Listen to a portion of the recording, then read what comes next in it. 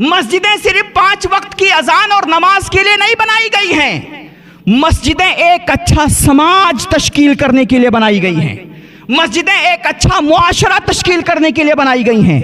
मस्जिदें एक अच्छी कौम बनाने के लिए बनाई गई हैं। मस्जिदें एक अच्छा इंसान बनाने के लिए तुम्हें बनाई गई हैं। मस्जिदें सिर्फ इबादत गाह नहीं होती हैं, मस्जिदें जरूरत गाह होती हैं। मेरे नबी अलैहिस्सलातु तस्लीम की जो मस्जिद थी, मस्जिद नबी, आज पूरी दुनिया में जो इस्लाम का झंडा और इस्लाम का अलम, इस्लाम का फुरेरा लहरा रहा है, वो बरकत है उस मस्जिद नबवी की जहां पर मेरे हुजूर बैठ करके लोगों को इंसाफ दिलाया करते थे, जिस मस्जिद में बैठ करके मेरे हुजूर गरीबों की मदद किया करते थे, जिस मस्जिद में बैठ करके मेरे हुजूर बीमारों को इलाज दिया करते थे। मस्जिद तो बना ली शब भर में ईमा की हरारत वालों ने, मन अपना पुराना पापी है बरसों में नमाजी बन न सके।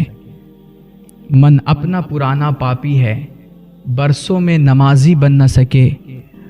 और इकबाल बड़ा उपदेशिक है, मन बातों में मुँह लेता है। इकबाल बड़ा उपदेशिक है, मन बातों में मुँह लेता है। गुफ्तार का गाजी बन तो गया, किरदार का गाजी बन न सका। गुफ्तार का गाजी बन तो गया, किरदार का गाजी बन न सका। और कहते हैं कि मोहब्बत का जुनू बाकी नहीं है, मोहब्बत का जुनू बाकी नहीं है। मुसलमानों में खून बाकी नहीं है, मुसलमानों में खून बाकी नहीं है। सफ़े कज दिल परेशान सजदा बेज़ौक़, सफ़े कज दिल परेशान सजदा बेज़ौक़, कि जज्बे अंदरूं बाकी नहीं है। दुरूद पाक पढ़ें, अल्लाहुम्मा सल्ली अला सय्यिदना शफ़ीना मौलाना मुहम्मद बारिक वसल्लिम।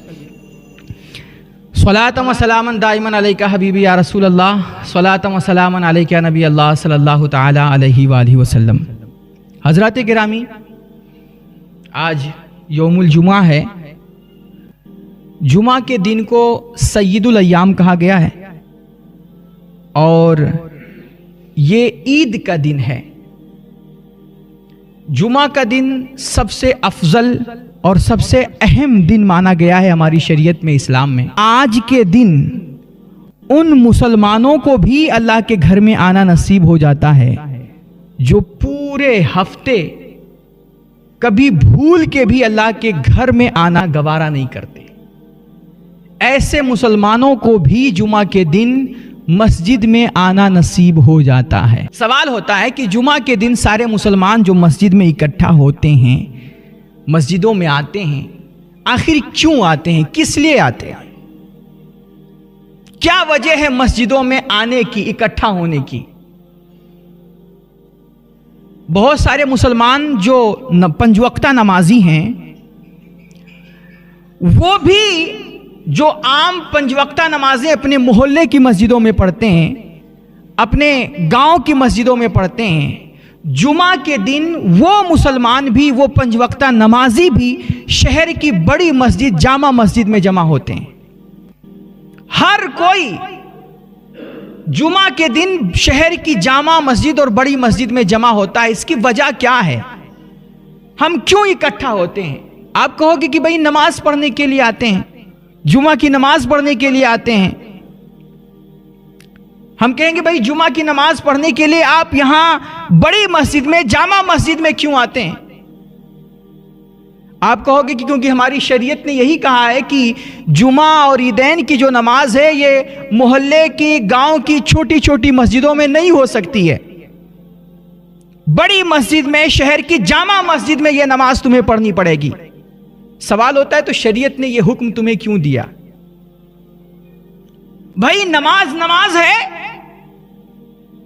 अल्लाह की इबादत ही तो है। आप अल्लाह की इबादत कहीं भी कर लीजिए। और उम्मते मोहम्मद के लिए तो पूरी रूए जमीन को मस्जिद बना दिया गया है, आप कहीं भी नमाज पढ़ सकते हैं।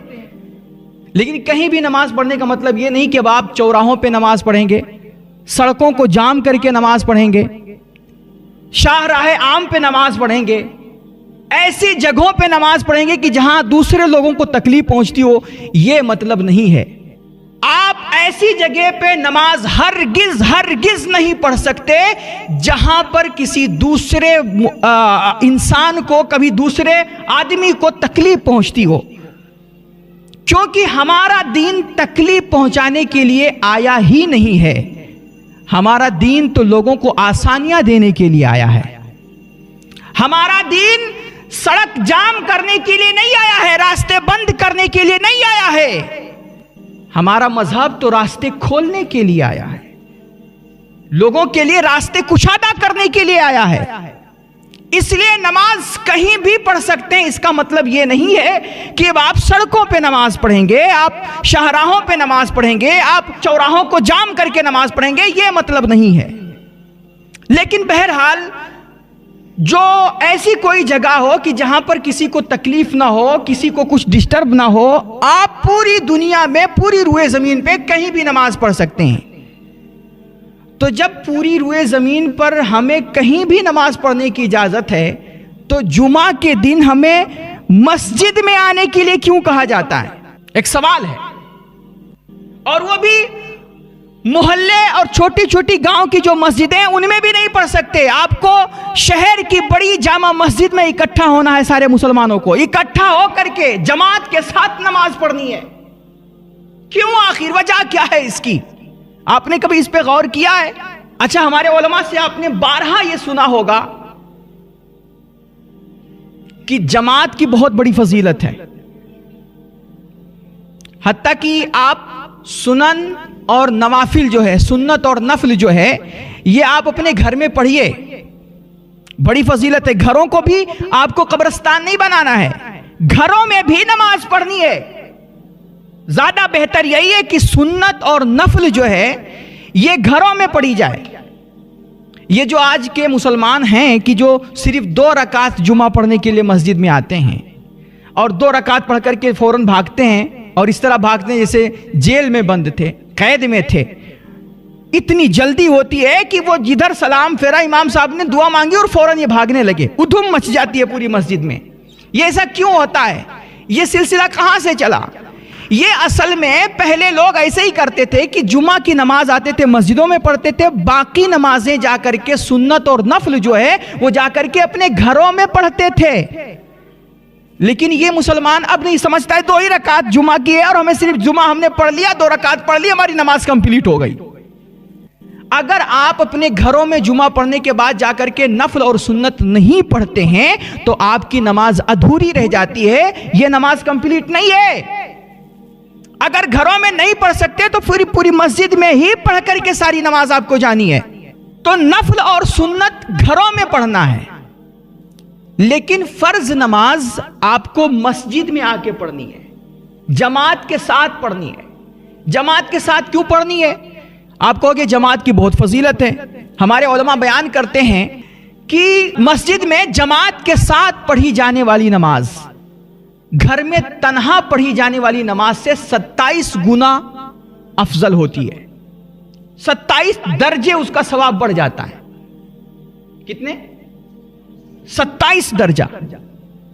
एक इंसान घर में तन्हा नमाज पढ़ता है और दूसरा इंसान आकर के फर्ज नमाज जमात के साथ, लोगों के साथ, मुसलमानों के साथ खड़े होकर के जमात के साथ नमाज पढ़ता है, अल्लाह उसको 27 गुना ज्यादा सवाब अता फरमाता है। तो ये सवाब आखिर इतना ज्यादा बढ़ क्यों जाता है? भाई नमाज नमाज है, चाहे तन्हा पढ़े, चाहे घर में पढ़े या मस्जिद में पढ़े, हम पर नमाज फर्ज है, हम नमाज पढ़ रहे हैं। तो फिर घर में पढ़े तो 1 दर्जा सिर्फ सवाब मिलता है, मस्जिद में आकर के लोगों के साथ पढ़े तो 27 दर्जा सवाब बढ़ जाता है। आखिर इसकी वजह क्या है? तो इसकी वजह यह है, हो सकता है घर में तुम नमाज पढ़ो, तन्हा नमाज पढ़ो, सजदा करो तो अपने भाई का बुग़्ज़ सीने में छुपा करके करो।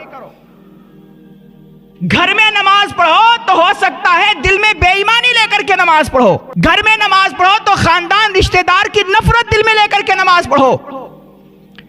और जो नमाज सीने में मुसलमान का बुग़्ज़ रख करके पढ़ी जाए, जो सजदा सीने में नफरत छुपा के की जाए, जो सजदा सीने में अदावत छुपा के की जाए, जो सजदा सीने में बुग़्ज़ और हसद और कीना छुपा के किया जाए, वो सजदा अल्लाह की बारगाह में कबूल नहीं होता है, वो सजदा इंसान के मुंह पे मार दिया जाता है। इसलिए अल्लाह ने फरमाया ठीक है नफल और सुन्नत आप अपने घरों में पढ़ लो, लेकिन फर्ज नमाज जो हमने तुम पर वाजिब की है वो आकर के मेरी मस्जिदों में, मेरे घर में आकर के मुसलमानों के साथ पढ़ो।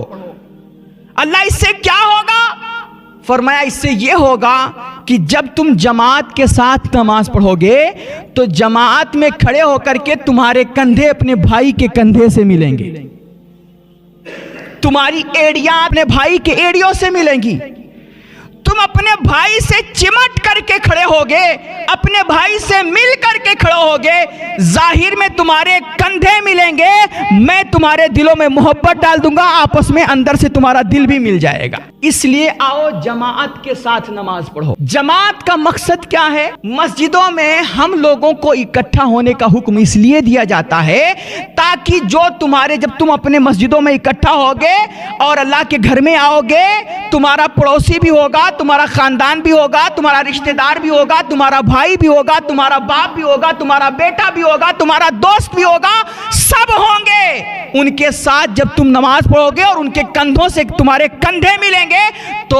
तुम्हारे दिलों से नफरत निकल जाएगी, तुम्हारे दिलों से बुग़्ज़ निकल जाएगा, तुम्हारे दिलों से हसद निकल जाएगा, तुम्हारे दिलों से कीना निकल जाएगा। ये जो आपस में दुश्मनियां हैं, ये जो आपस में एक दूसरे से अदावतें हैं, ये सारी अदावतें खत्म हो जाएंगी, तुम्हारा सीना पाक होगा, अल्लाह तुम्हें 27 दर्जा बढ़ा करके सवाब अता फरमाएगा। देखिए नमाज की एक सूरत है जाहिरी सूरत, जाहिरी नमाज, और एक है बातिनी नमाज। जाहिरी नमाज के लिए हमें आपको पहले अपने आप को पाक करना होता है, कपड़े पाक हो, हमारे जिस्म पाक हो, और अगर जिस्म पाक है, कपड़े पाक हैं, फिर भी आपको कहा जाता है कि आप उजू कर लो।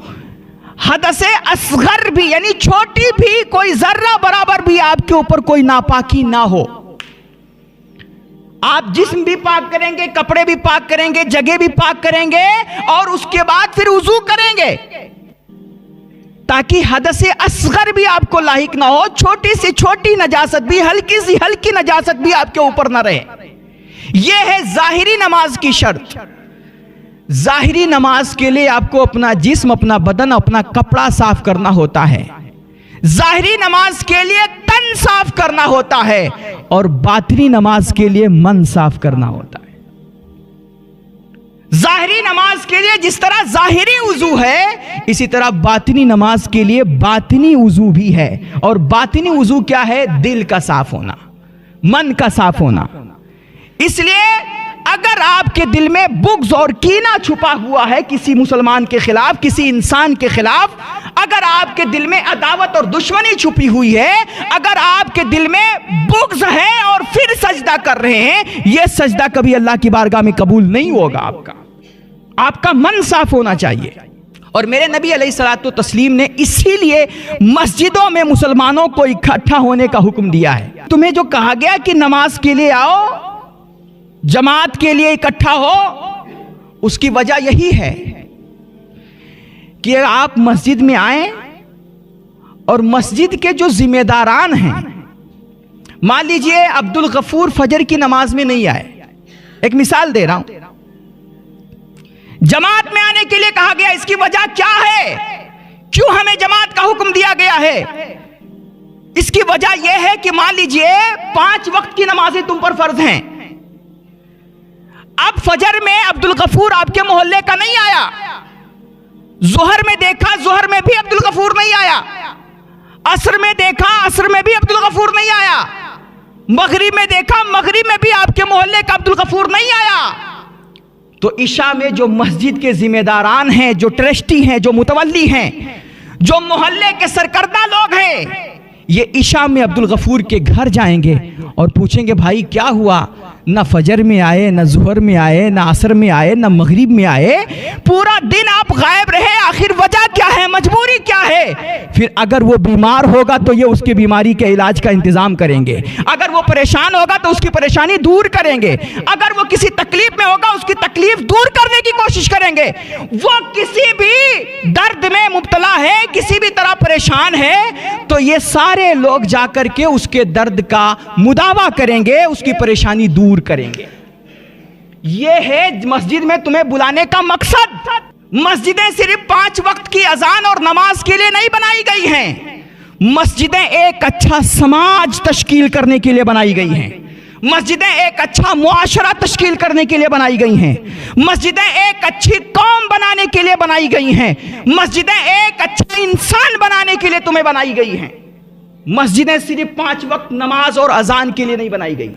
मस्जिदों में इकट्ठे होने का मकसद यही है कि तुम एक साथ मिलो, एक साथ इकट्ठे हो और एक दूसरे के दुख दर्द को सुनो, एक दूसरे की खुशियों में गमों में शामिल हो और एक दूसरे की हाल खैरियत मालूम करो।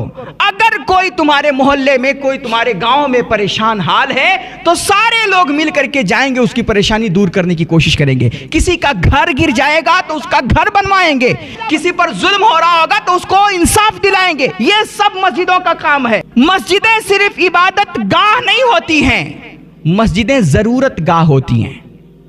जरूरत गाह देखो ना, मेरे नबी अलैहिस्सलातु तस्लीम की बारगाह में गैर मुस्लिम आकर के कहता है, या रसूल अल्लाह मैं भूखा हूं, मुझे खाना दीजिए। उसके खाने का इंतजाम मेरे हुजूर ने मस्जिद नबवी से फरमाया था। मेरे नबी अलैहिस्सलातु तस्लीम की जो मस्जिद थी, मस्जिद नबवी, आज पूरी दुनिया में जो इस्लाम का झंडा और इस्लाम का अलम, इस्लाम का फुरेरा लहरा रहा है, वो बरकत है उस मस्जिद नबवी की, जहां पर मेरे हुजूर बैठ करके लोगों को इंसाफ दिलाया करते थे।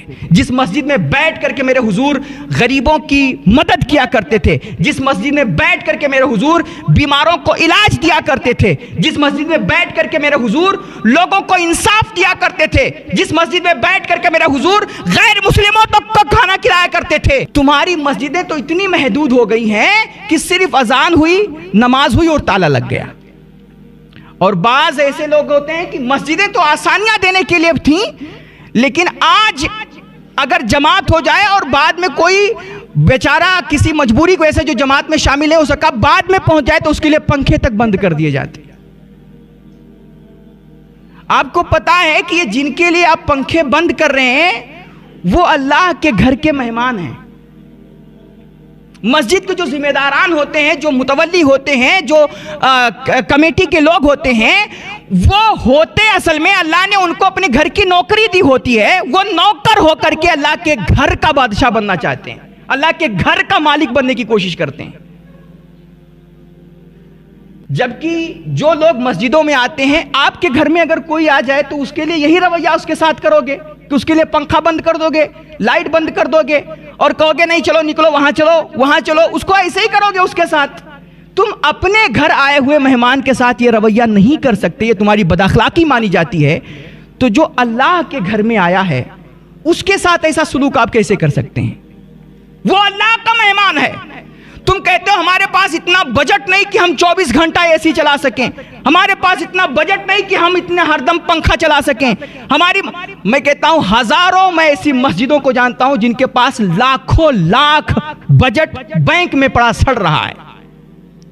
मस्जिदों का सिर्फ एक ही मकसद रह गया है कि भैया इमारत खड़ी करो, अच्छे से अच्छा पत्थर लगाओ, कुमकुमे लगाओ, पेंटिंग कराओ, शेंटिंग कराओ, बस यही मकसद है मस्जिदों का। बाकी मस्जिद के अगल बगल रहने वाले भूख से मर रहे हैं, मर जाएं। वो बीमारियों में झुलस रहे हैं, जूझ रहे हैं, वो मर जाएं बीमारियों से जूझ करके। मस्जिद को कोई फिक्र नहीं है। मस्जिद का मतलब आपने क्या समझा है?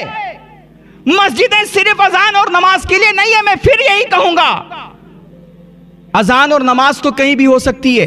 पूरी रुए जमीन अल्लाह की जो है ये खाली पड़ी है और अल्लाह ने अपने नबी की उम्मत के लिए पूरी रुए जमीन को मस्जिद बना दिया है। कहीं से भी नमाज पढ़ो, नमाज अदा हो जाएगी, इबादत कहीं से भी करो हो जाएगी।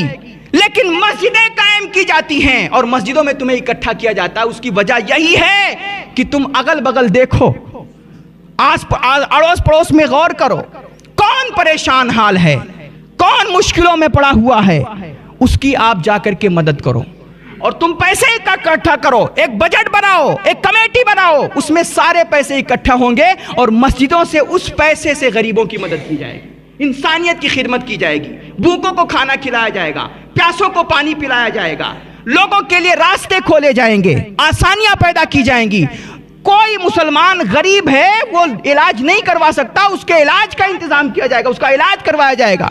किसी के खिलाफ कोई गलत मुकदमा हो गया है, किसी के खिलाफ कोई नाइंसाफी हो गई है, आप उस मस्जिद के जरिए से उसका मुकदमा लड़ेंगे, अपने मुसलमान भाई को उस मुकदमे से निकालेंगे, नजात दिलाएंगे। ये मकसद है मस्जिदों का।